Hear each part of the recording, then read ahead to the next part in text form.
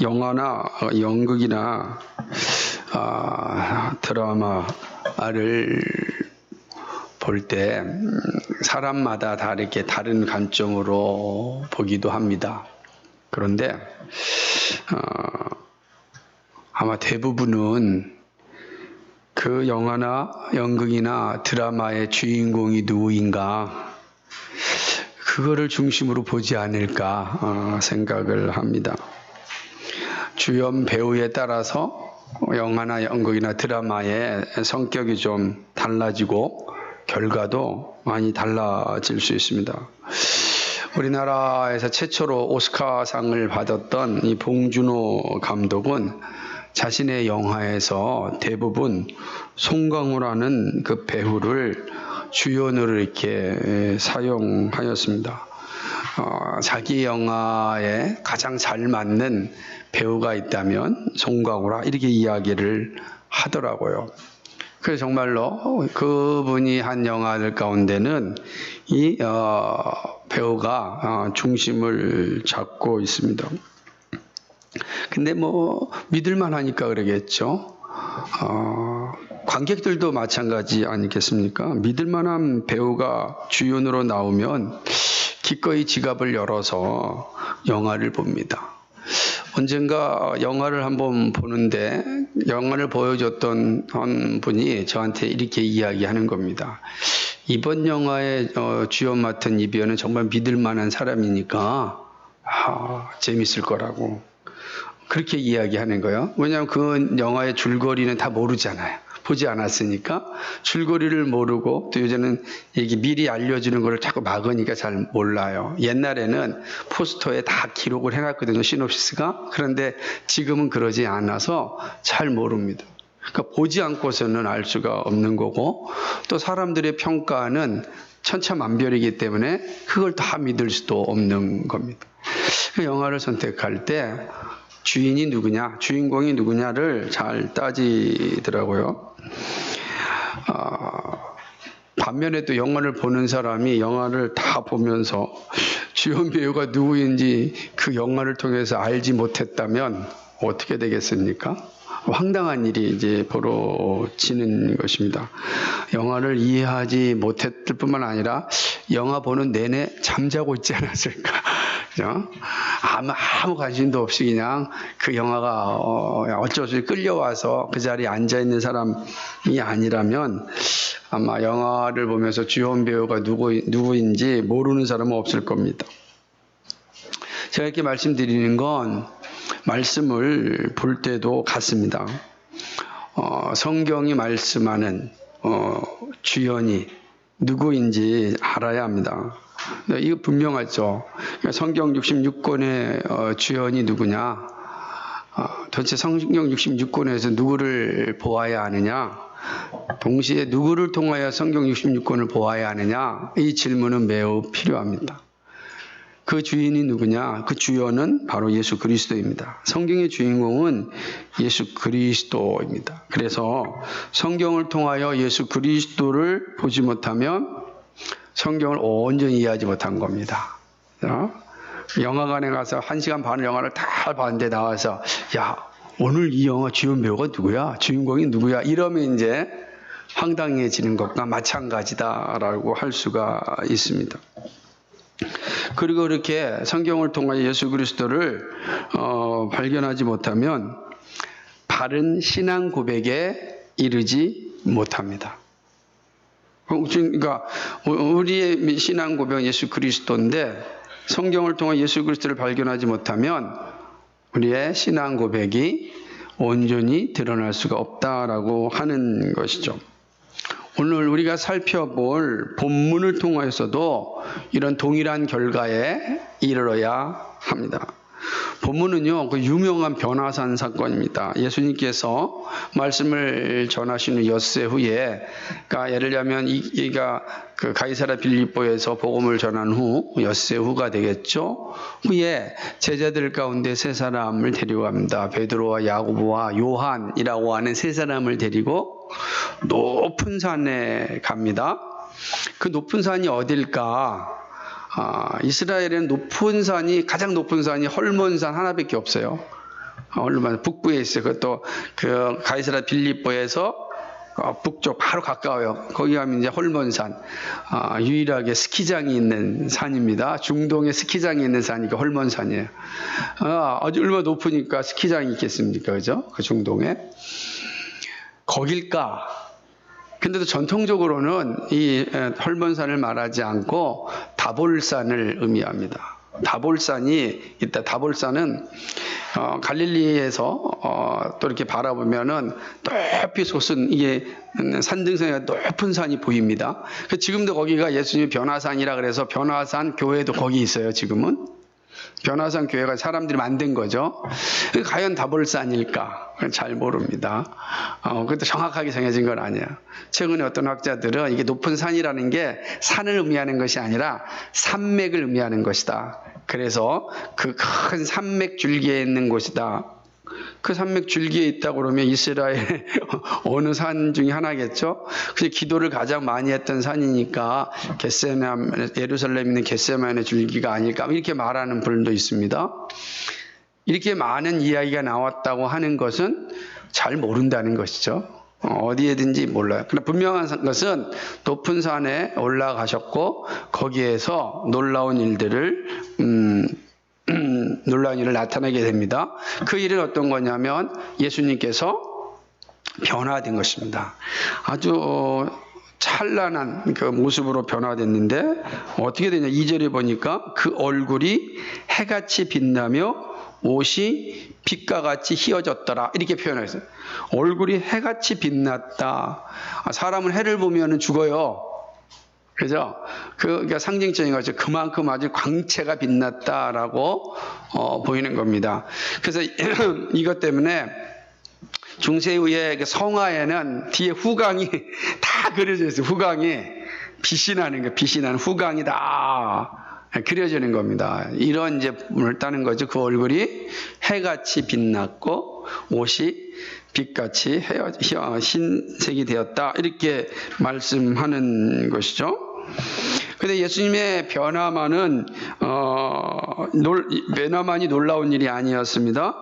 왜 그러냐면 제자들 눈앞에 엄청난 일이 나타났는데 거기에 바로 이미 한 1000여 년 전에 죽었던 모세와 엘리야가 나타난 겁니다.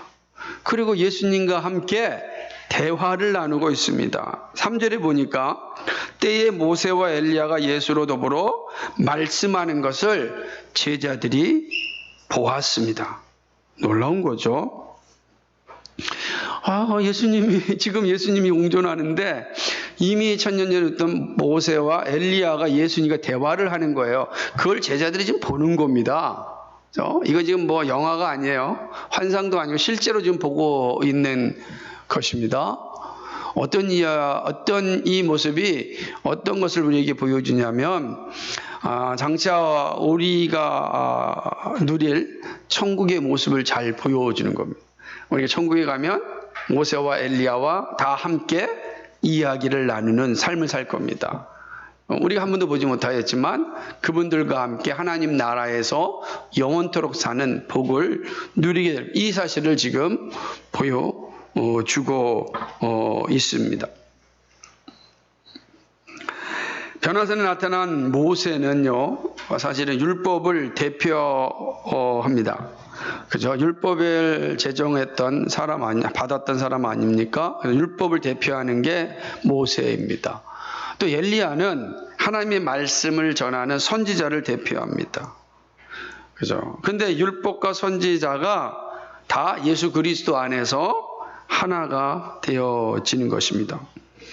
본문 3절에 보면은 다시 한번 보세요. 하반절에 보면은 다 보면 모세와 엘리야가 예수로 더불어 말씀하는 것을 저희에게 보이거늘 이렇게 말씀을 합니다. 무슨 말씀을 했을까요? 세 분이 무슨 말씀을 하였을까요? 성경에 기록되어 있지 않아요. 베드로도 그것을 자신의 서신에서 기록을 하고 있지는 않습니다. 기록하고 있지는 않아요. 무슨 말씀하셨을까? 우리는 잘 모릅니다. 그러나 분명한 사실은 지금 예수님께서 바로 엿새 전에 제자들에게 어떤 이야기를 하였냐면은 내가 예루살렘에 올라갈 것이고 장로들과 그 다음에 서기관들과 바리새인들에 의하여서 내가 고난을 당할 것이다 이렇게 말씀하셨잖아요. 이제 앞으로 이제 그러고 나서 장차 이제 죽일 것이고 다시 살아날 것이다는 걸 제자들에게 말씀하셨잖아요. 자, 그렇다면 이런 연장선에 봤을 때 모세와 선지자가 예수님이 나눴던 이야기는 예수님의 십자가의 죽으심과 부활을 이야기하였을 것이다 이렇게 생각할 수가 있습니다. 왜 그러냐면 모세와 엘리야의 출현이 그것을 우리에게 추측할 수 있게 해주기 때문에 그런 것입니다. 이미 나중에 살펴보겠지만 율법과 선지자가 말하고자 하는 핵심은 메시아고 메시아의 죽음을 상징하기 때문에 그렇습니다. 그렇기 때문에 우리는 아마 이 세 분의 이야기가 그런 이야기를 하고 있지 않을까라고 추측하는 것입니다. 이 모습을 보았던 베드로는 너무 감격하였습니다. 역시 그 성격이 특심하니까 또 나서서 이야기합니다. 예수님, 너무너무 행복합니다. 그러니 저 밑으로 사람들 사는 세상으로 내려가지 말고 이곳에다가 우리 초막셋을 짓고 예수님, 모세, 엘리야 함께 여기서 합시다. 아니, 이 자기 남은 다른 동지들은 어떻게 하려고? 아마 나중에 다 데려오려고 했겠죠? 우리 그렇게 생각합니다. 그러나 어쨌든 거기서 초막셋을 짓고 살자고 이야기합니다. 그 순간에 어떤 일이 뭡니까? 5절입니다. 베드로가 이 말을 할 때에 호련히 빛난 구름이 저희를 덮습니다. 구름이 덮습니다. 그래서 갑작스럽게 빛난 구름이 빛이 난다. 한번 생각을 해보세요. 그러니까 이게 매우 상징적인 거죠. 그러니 얼마나 이 제자들이 두려웠겠습니까? 너무 두려운 겁니다. 그리고 하나님께서 나타나 말씀하실 때 반드시 구름 가운데서 나타나시고 말씀하셨잖아요. 그 구름 속에서 말씀이 나오는데 이는 내 사랑하는 아들이요 기뻐하는 자라 너희는 저희 말을 들으라 이렇게 말씀하는 이 말씀이 얼마나 무섭든지 제자들은 땅에 엎드려 더 이상 고개를 둘 수가 없었습니다. 근데 조금 있다가 이 제자들의 어깨에 누가 손을 대는 것을 보게 됩니다. 누구의 손입니까? 예수님의 손입니다. 예수님의 손. 7절에 보니까 예수께서 나와 저에게 손을 대시며 가라사대 일어나라 두려워 말라 이렇게 격려하십니다. 야, 일어나라 두려워 말라. 다시 말하면 제자들의 마음을 치유하여 주신 거죠. 두려움을 해소시켜 주신 것이죠. 그래서 눈을 들어보니까 이 놀라운 표현이에요. 이 표현이 오늘 핵심인데 같이 한번 읽어볼까요? 8절입니다. 시작. 제자들이 눈을 들고 보매 오직 예수 외에는 아무도 보이지 아니하더라. 아멘. 이게 오늘의 핵심입니다.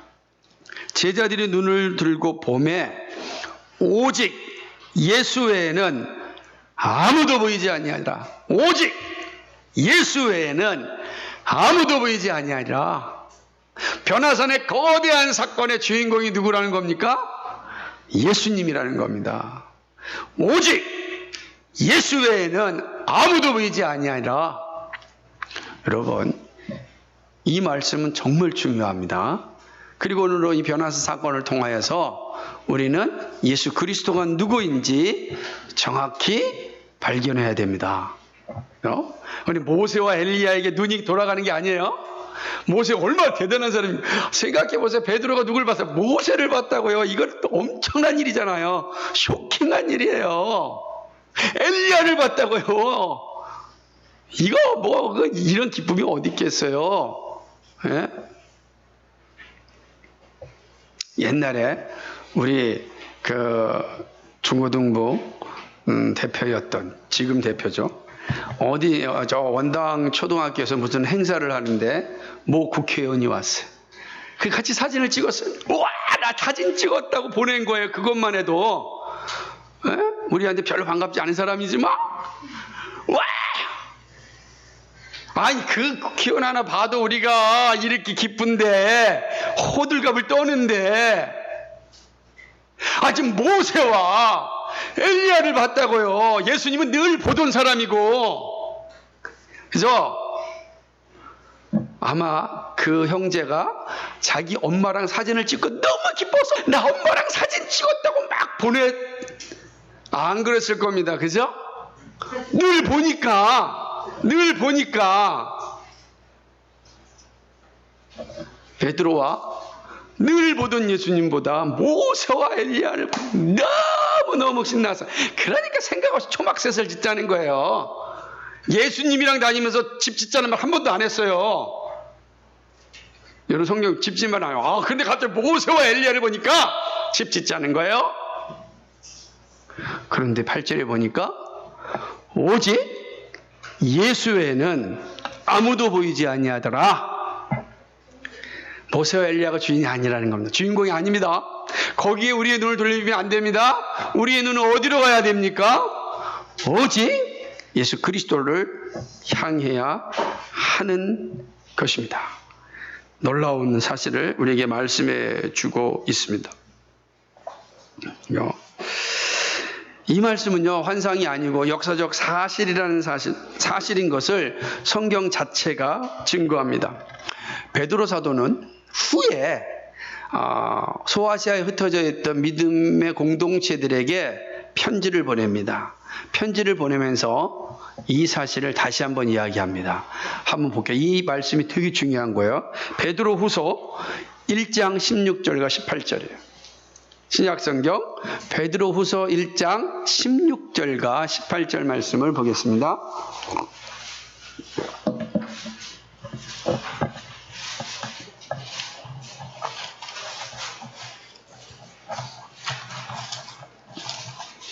찾으셨습니까? 같이 읽습니다. 시작.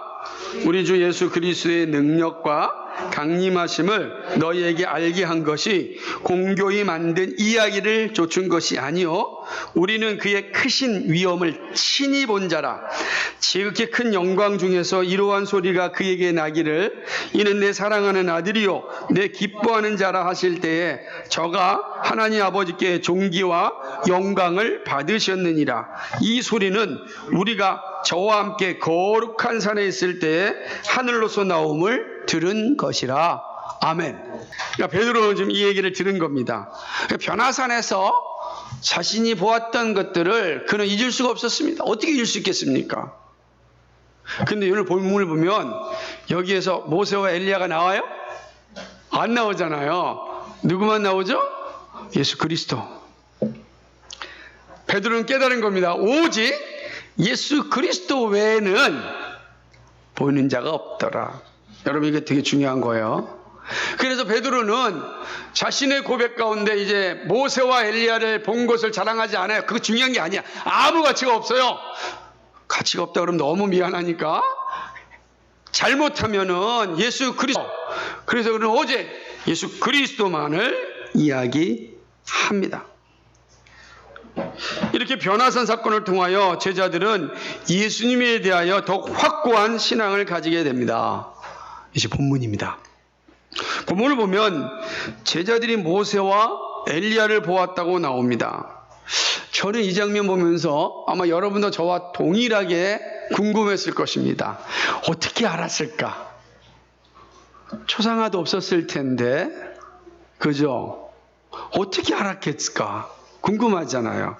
어떻게 딱 보자마자 모세와 엘리야일까? 예수님이 야 여기 모세고 엘리야다고 알려주셨을까요? 성경에도 그런 내용이 나와 있지 않습니다. 어떻게 베드로는 이런 고백을 하였을까? 매우 신비로운 장면입니다. 모르죠. 아마 그 순간 사이에 예수님께서 이 모세고 이 엘리야를 소개시켰을지도 모릅니다. 그러나 아직 성경에 그런 기록이 없으니까 우리가 그것이 맞다고 답을 할 수는 없습니다. 더군다나 천년 전의 사람들이 어떻게 예수님과 대화를 나누고 있는지도 참으로 놀랍습니다. 이것이 다시 환상이 아니라 역사적 실제라고 하는 사실이 더 우리로 하여금 당황스럽게 합니다. 이거 어떻게 가능할까요? 옛날에 사울이 엔돌의 여인을 통하여서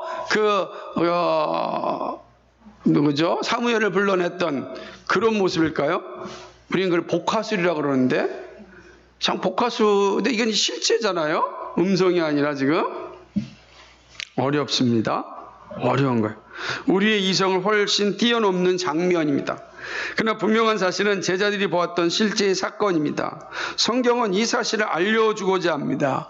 저는 베드로와 야고보와 요한의 눈을 열어서 천상의 세계를 보게 하였고 모세와 엘리야를 알게 하였다는 생각을 합니다. 그죠? 어쩌면 그의 눈앞에 모세의 어떤 특징이, 또 엘리야의 특징이 또 나타나는지 모릅니다. 그죠? 모세의 특징, 또 엘리야의 특징. 성경의 모세의 특징과 엘리야의 특징은 잘 기록하고 있거든요. 그죠? 그러니까 이런 모습으로 나타나서 말씀하고 있기 때문에 제자들이 그것을 인식하였는지 모릅니다. 다만 추론일 뿐입니다. 하지만 분명한 사실은 베드로와 요한과 야고보가 이 놀라운 사건을 보았습니다. 천상의 세계가 제자들에게 열려진 것입니다. 열려졌다는 거죠. 이것을 우리가 뒷받침할 수 있는 것은 엘리사의 사환이었던 게하시의 눈이 열려서 하늘에 있는 천군 천사를 보는 장면을 통해서 우리는 알 수 있습니다. 열왕기하 6장 17절을 보게 되면 기도하여 가로되 여호와여 원컨대 저의 눈을 열어 보게 하옵소서. 엘리사가 기도하는 겁니다. 하니 여호와께서 그 사환의 눈을 여심해 저가 보니 불말과 불병거가 산에 가득하여 엘리사를 둘렀더라. 자, 지금 우리의 육안에는 불말과 마병이 보이지 않아요. 그런데 영안으로는 불말과 불병거와 마병들이 보이는 것입니다. 불말과 불병거가 지금 가득 엘리사를 싸고 있는 것을 보게 됩니다. 그게 환상입니까? 실제로는 엘리사는 그 사실을 알았기 때문에 아람 군대의 이 침입에서도 담대하였던 것입니다. 담대한 겁니다. 든든한 백이 있는데 뭐가 두렵겠습니까? 두려움을 가질 필요가 없는 거예요. 게하시는 그걸 보지 못하였고 확신하지 못하여서 발발발발 떨고 있는 겁니다. 그런데 게하시가 눈을 열어 영안으로 그 사실을 보자 게하시도 엘리사와 같이 당당하고 자신만만하게 그 위기 앞에 서게 된 것입니다. 영안이 열려서 천상의 세계를 보았습니다. 저는 그런 의미에서 늘 말씀드리지만 천상의 세계는 따로 존재하는 것이 아니라 공존하는 새로운 차원이라고 할 수 있습니다. 제자들은 변화산에서 천상의 세계를 보는 영광을 누렸습니다. 그러나 새하늘과 새 땅은 아직 그들에게 주어지지 않았습니다. 예수님의 죽으심과 부활이 있어야 합니다. 변화산의 사건이 보여주는 중심은 8절입니다. 제자들이 눈을 들고 보매 오직 예수 그리스도 외에는 아무도 보이지 아니하더라. 이 말씀에서 예수님이 변화산의 주인공임을 선언합니다. 우리는 이 사실을 통하여서 다음의 중심 사상을 얻을 수 있습니다. 오직 예수 그리스도만이 경배받으실 하나님의 영광이라는 사실입니다. 왜 그러냐면 사도 베드로가 그의 영광을 모두 고백하기를 예수 그리스도가 하나님께 존귀와 영광을 받으셨다라고 이야기합니다. 예수 외에는 아무도 존재하지 않습니다. 초막셋이 중요한 것이 아닙니다. 오직 예수 그리스도가 중요합니다. 그러므로 이 말씀은 오늘 우리에게 분명하게 증거합니다. 오직 예수 그리스도만이 경배받으실 하나님의 영광이라는 사실입니다. 우리는 이 사실을 항상 기억해야 합니다. 그리고 오직 예수 그리스도만이 경배받으실 하나님의 영광이라는 사실에서 다음과 같은 교리를 우리는 살펴볼 수 있습니다. 첫 번째로 예수 그리스도만이 경배받으실 하나님의 영광이란 어떤 의미인가? 그것은 예수님께서 온 율법과 예언을 성취하셨다는 사실에 있습니다. 온 율법과 예언은 죄로부터의 인류의 구원입니다. 이 일은 아무도 할 수가 없습니다. 오직 하나님의 아들만이 가능합니다. 예수님은 이 일을 성취하고자 성육신 하셨습니다. 그리고 마침내 십자가에서 이 모든 것을 성취하셨습니다. 예수님은 이것을 분명하게 말씀하셨습니다. 이것이 바로 하나님의 영광입니다. 마태복음 5장 17절과 18절 말씀입니다. 한번 찾아봅시다. 우리가 살펴봤던 내용이죠. 마태복음 5장 17절과 18절입니다.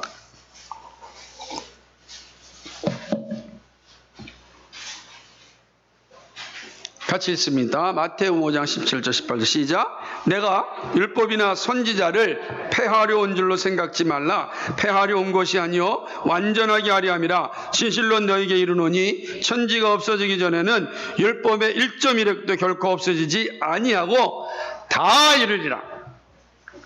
율법과 선지자를 폐하려 온 줄로 생각지 말라.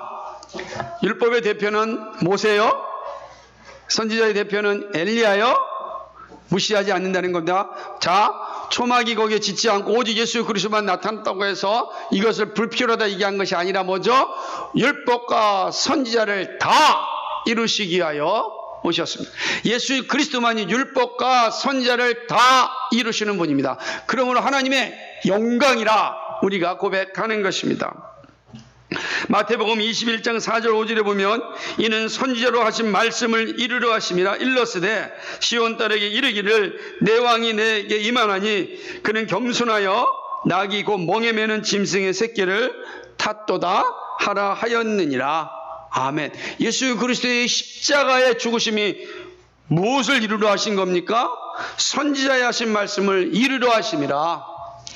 예수 그리스도만이 경배받으실 하나님의 영광인 이유는 그가 온 율법과 선지자를 성취하셨기 때문에 그렇습니다.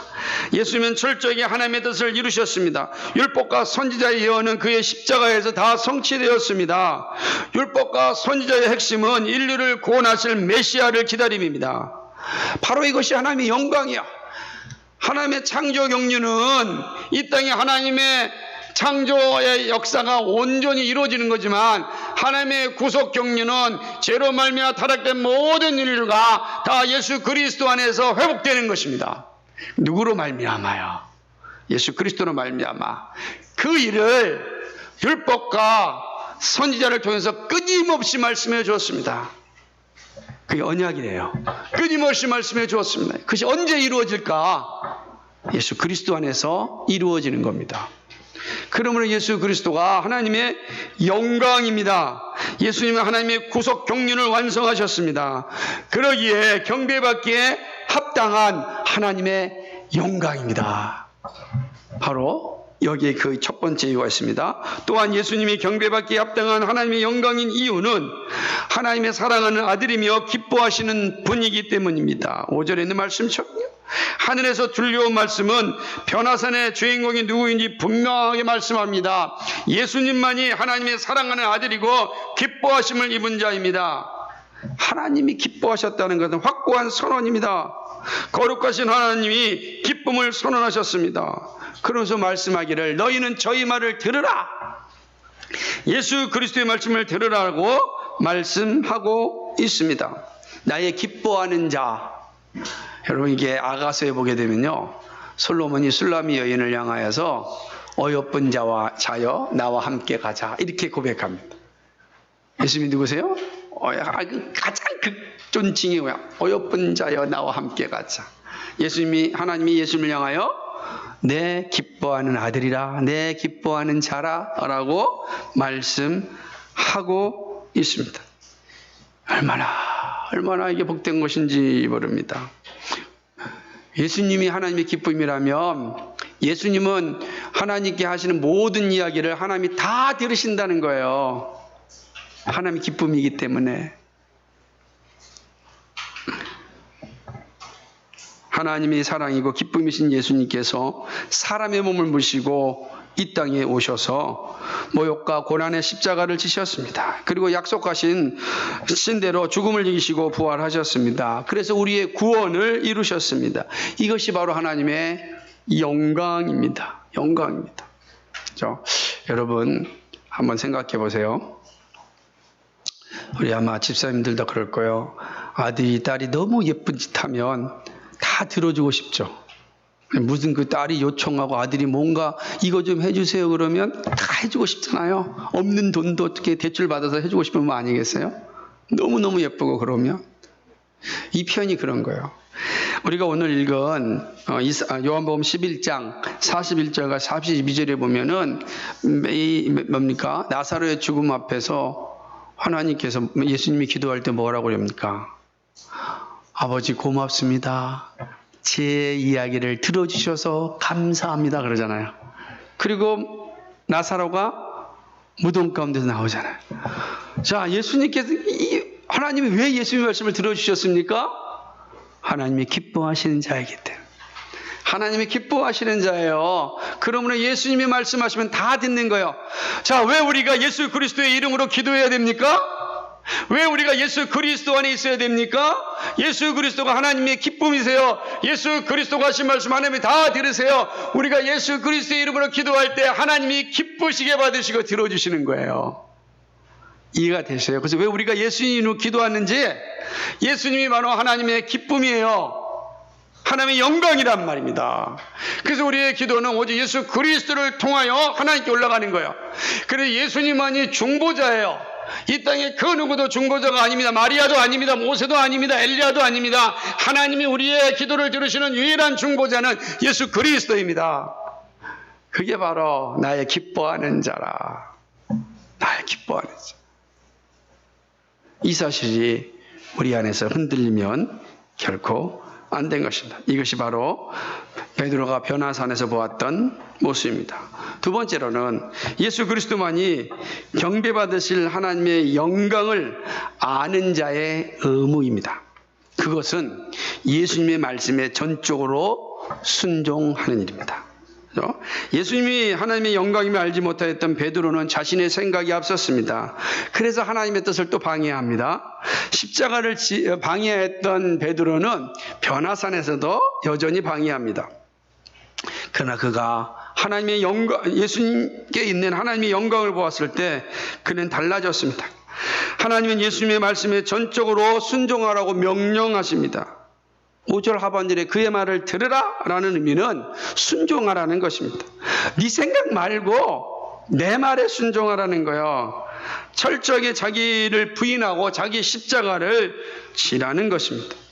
이것이 하나님의 영광을 아는 자의 의무예요. 말씀에 전적으로 순종하는 겁니다. 그리고 오직 예수 그리스도만 바라봅니다. 다른 것을 의지하지 않습니다.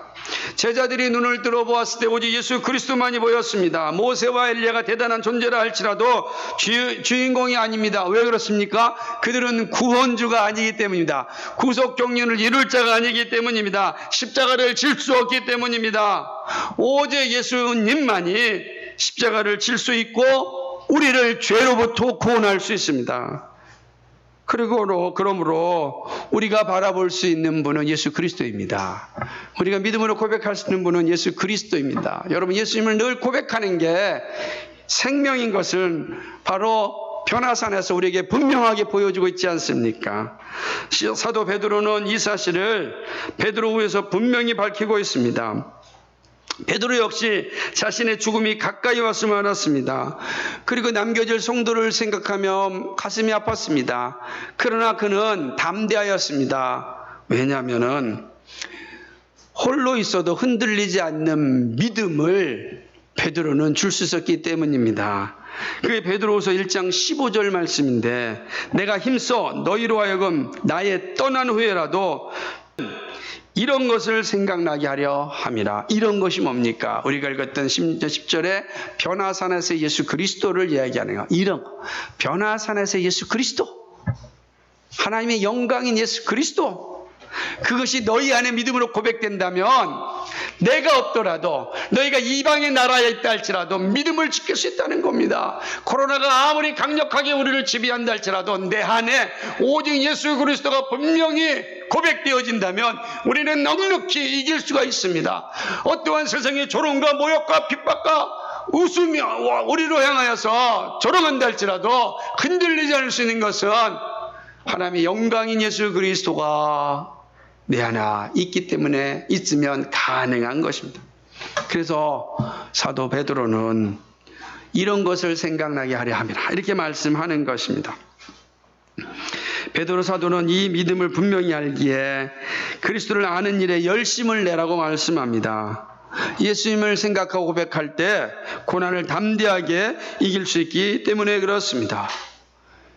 이것이 두 번째입니다. 세 번째는 예수 그리스도만이 경배받으실 하나님의 영광임을 아는 자가 누리는 행복입니다. 그죠? 우리가 예수 그리스도를 분명히 고백할 때 우리가 누리는 행복이 있습니다. 어떤 행복일까요? 우리가 어떤 행복을 누릴까요? 네? 어떤 행복을 누리죠? 그것은 바로 예수님이 우리의 영적인 치료자라는 사실입니다. 우리의 영적인 치료를 해주실 예수 그리스도를 소유하는 것입니다. 육체적인 질병뿐만 아니라 영적인 질병 역시 우리를 힘들게 합니다. 영적인 시험에 빠지면 헤어나기가 쉽지 않습니다. 이 위기에서 벗어나지 못하면 깊은 암흑에 빠지게 됩니다. 참으로 괴로운 삶을 살게 됩니다. 사면이 보이지 않으면요 답답합니다. 죽을 것 같습니다. 그런 겁니다. 그 질병을 치료받지 아니하면 정말 괴롭습니다. 제자들의 모습을 보십시오. 하늘에서 들려오는 말씀에 두려움 가운데 있었습니다. 어떤 두려움입니까? 죽음의 두려움입니다. 구약 성경에 보면은 하나님을 대면하여 보았던 자들은 죽잖아요. 그러니까 지금 베드로 제자들이 벌벌벌 떨고 있는 겁니다. 죽었구나. 내가 잘못해서 죽었구나.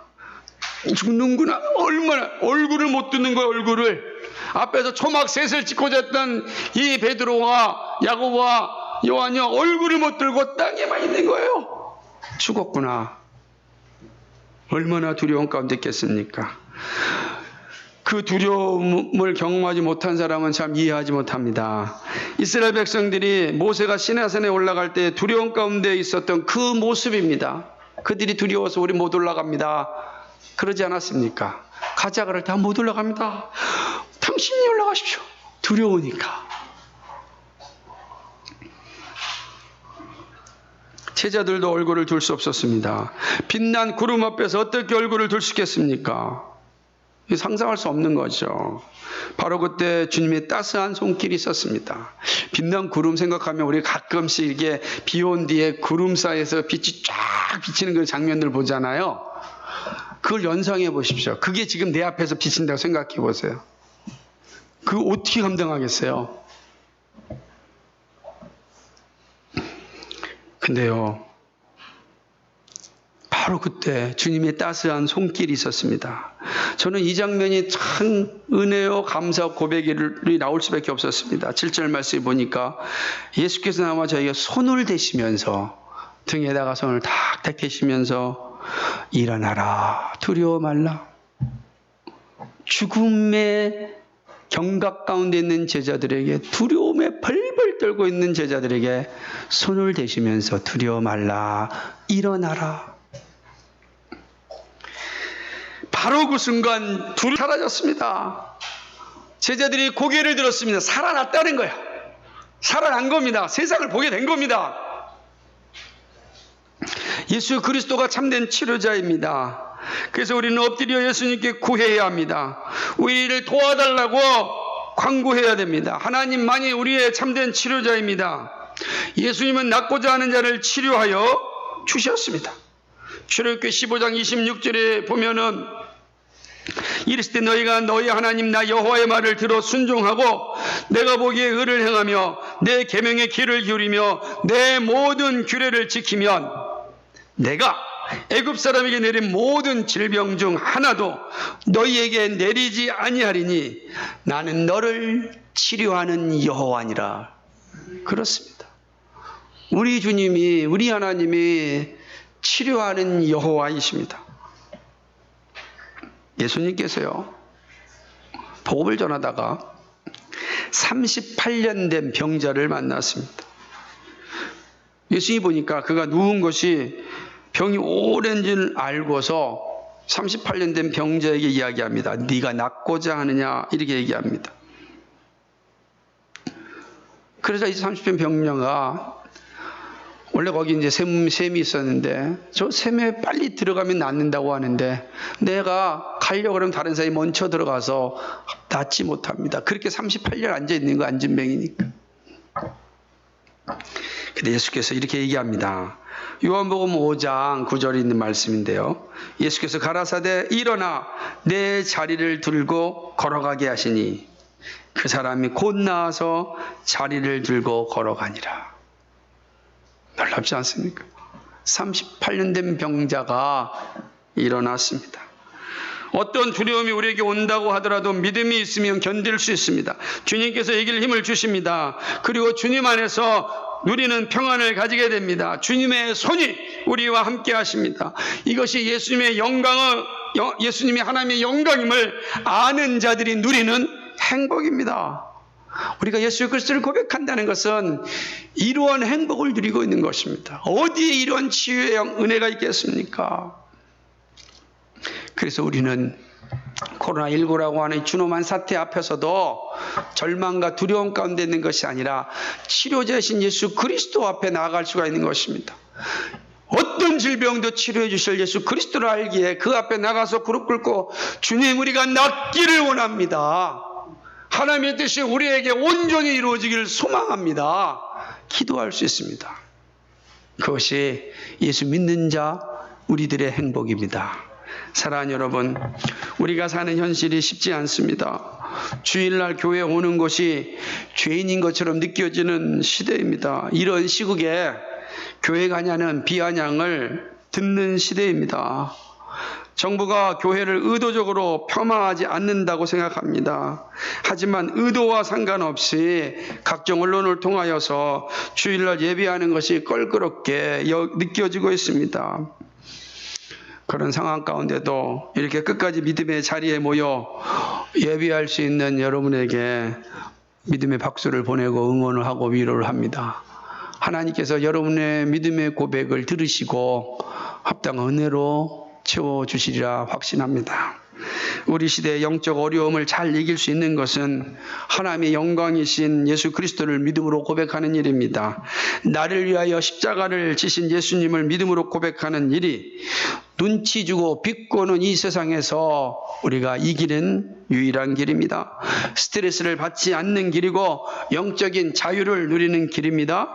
믿음의 고백이 그래서 늘 우리 가운데 있어야 됩니다. 나를 사랑하사 나를 위하여 십자가에 죽으신 예수 그리스도를 제가 믿습니다. 오늘도 나를 위하여 기도하시고 나를 위하여 보호하시고 나를 치료해 주신 예수 그리스도를 믿습니다. 이 고백이 이 시대를 살아가는 강력한 힘이 될 것입니다. 이러한 시대를 살면서 지혜롭게 이길 수 있는 것은 내면을 잘 돌아보는 일입니다. 여러분은 예수님을 인격적으로 잘 만나고 있습니까? 성경이 가르쳐 주시는 대로 예수님을 확신하고 고백하십니까? 힘들고 두려울 때 주님의 손길이 나와 함께 하고 있음을 의심치 않습니까? 하나님의 영광이신 예수님을 믿을 때 그 영광이 나에게도 임한다는 것을 확신하십니까? 예수님을 믿을 때 우리는 하나님의 영광에 참여하게 된다는 사실을 여러분 아십니까? 이 분명한 믿음이 여러분의 있기를 소망합니다. 우리는 정말 어려운 시대를 지나고 있습니다. 더욱더 믿음의 고백이 있어야 됩니다. 어떠한 경우에서라도 성 말씀하는 대로 살아야 합니다. 성경이 가르쳐주는 대로 믿어야 합니다.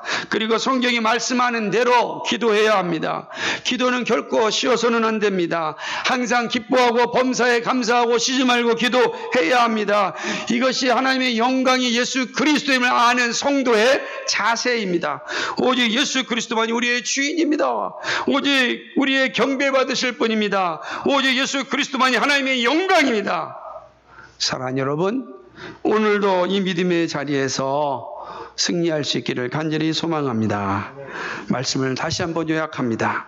오직 예수 그리스도만이 경배받으실 하나님의 영광이라는 사실을 살펴보았습니다.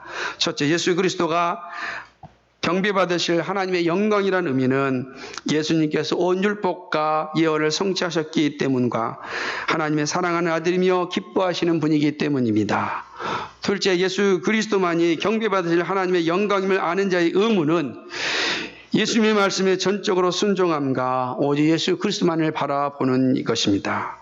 셋째, 예수 그리스도만이 경배받으실 하나님의 영광을 아는 자가 누리는 행복은 예수님이 우리의 영적인 치료자라는 사실을 아는 것입니다. 고백하는 것입니다. 이 말씀을 잘 기억하기를 주님의 이름으로 축복합니다. 거룩하시고 자비하신 아버지 하나님, 고맙고 감사합니다. 변화산 사건을 통하여서 우리에게 말씀하시는 하나님의 놀라운 은혜를 살펴보았습니다. 변화산 사건의 주인은 예수 그리스도입니다. 예수 그리스도만이 경배받으실 하나님의 영광입니다. 예수 그리스도만이 우리의 예배의 중심이고, 예수 그리스도만이 오직 우리의 소망이고, 예수 그리스도만이 오직 우리의 구원이고, 예수 그리스도만이 우리의 모든 것입니다.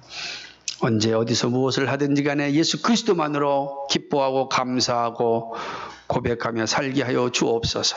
어렵고 힘든 이 시기에 이길 수 있는 유일한 무기는 예수 그리스도를 믿는 믿음입니다. 우리는 모든 죄에서 구원하시고 영원한 나라를 약속하신 예수 그리스도, 이 예수 그리스도를 분명히 믿고 고백하며 살아가는 우리가 되게 하여 주옵소서. 예수 그리스도의 받들어 기도하옵나이다. 아멘.